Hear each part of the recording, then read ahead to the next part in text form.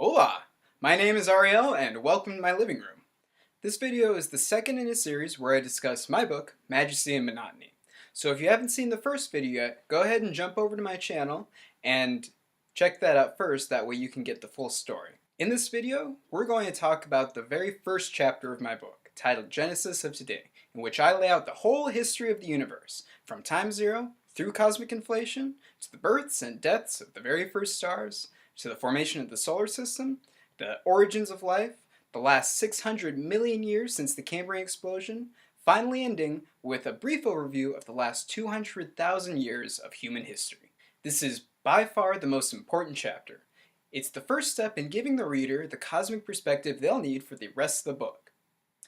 I wrote it specifically with the intention that if you only read one section of the entire manuscript, then at least you would have this one and know your history. I'm so proud of it that it's the only chapter that I put up for free online. Link in the description. I was so excited to write this chapter especially, because I've been studying for it essentially since I was at least 14. I've always loved cosmology, which is the study of the history and fate of the universe as a whole. During Christmas, my mother would get me DVDs of History Channel's The Universe series, and growing up I would often love to learn about the life cycles of stars. I also have academic training in the subject. In addition to the introductory astronomy classes that everyone in my major had to take, during my last semester of college I took a course specifically called Cosmology and Relativity. In it we learned about calculating the different parameters of the universe and how to understand the cosmic microwave background, which is known as the baby picture of the universe, as well as understanding the observations that go into deducing the Big Bang model.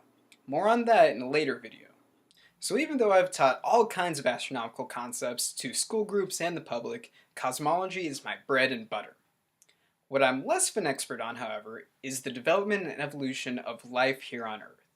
To study that, I had to read a lot of different articles online, as well as study some different resources on YouTube, like Crash Course's Big History channel, as well as a short mini-series on the Scishow channel about the history of life on Earth.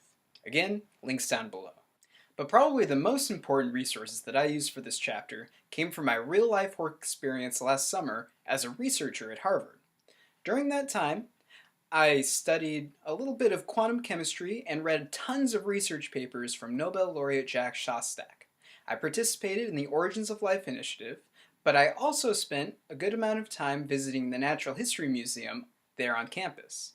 I made sure to visit every exhibit, read every description, and take notes while I was there. Lastly, I want to make one important point about the Big Bang and the origin of life. Those two events are some of the biggest holes in our current understanding of the universe. Thanks to particle colliders and the standard model of particle physics, we can go back to the first 10 million trillionth of a second after time began. But before that, the universe behaves as a singularity. And because quantum mechanics and general relativity don't play nice together, our equations break down. Similarly, we know that there had to have been some point in Earth's history when chemistry transitioned into biology, and life began to reshape the surface of our planet. We just don't know exactly how that happened. I wanted the first 3 chapters to reflect mostly observed and agreed upon science.